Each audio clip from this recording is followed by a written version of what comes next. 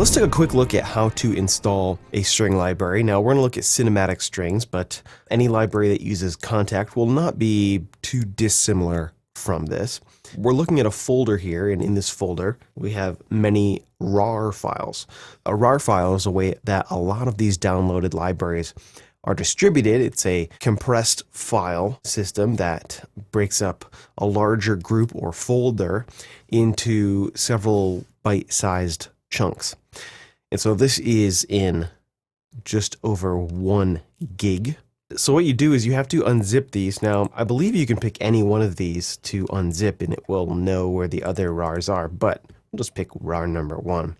And we'll say extract to cinematic strings. Now I'm using a program here called 7-Zip.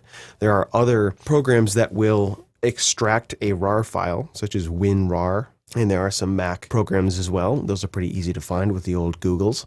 I'm just going to say extract to cinematic strings. This will basically make a new folder. And you can see, just made a new folder here. Most of the stuff that this is going to extract is going to be the samples. There's going to be some instrument files in here, but then there's going to be samples. And you can see that the extracted total size is going to be 21,677 megabytes, or about 21 gigabytes or so. And you see it's extracting the samples here.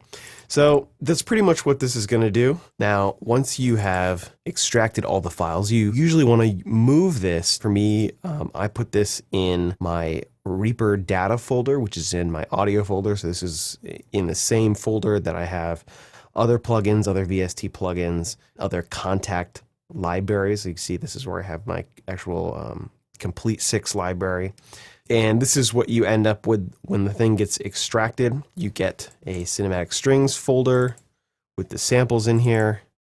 So once you're in Kontakt, now I actually already have this loaded, but loading this library for the first time is pretty easy. You click this Add Library button here, and you browse to a folder.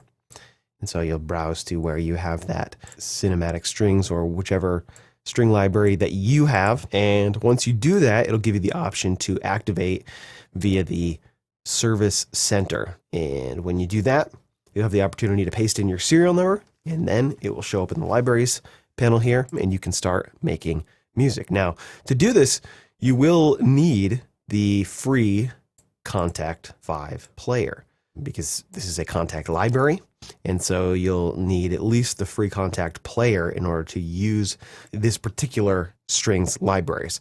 Other libraries for Kontakt may either use the free Kontakt player, but some of them actually require you to use the full version of Kontakt because they have a certain scripting or a certain UI. Some of the plugins require you to have the full version of Kontakt, so that's something that you want to find out before you make the investment. Cinematic Strings uses the free Kontakt 5 player, so there you go.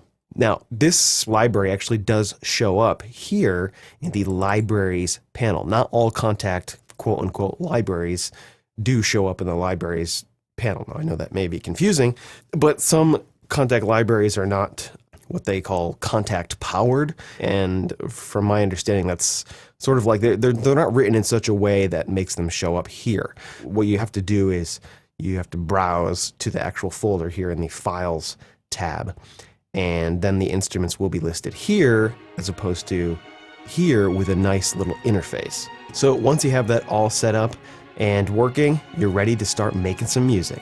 We're going to jump into Reaper, and we're going to explore this sound library and see what we can do to create some pretty cool sounding stuff.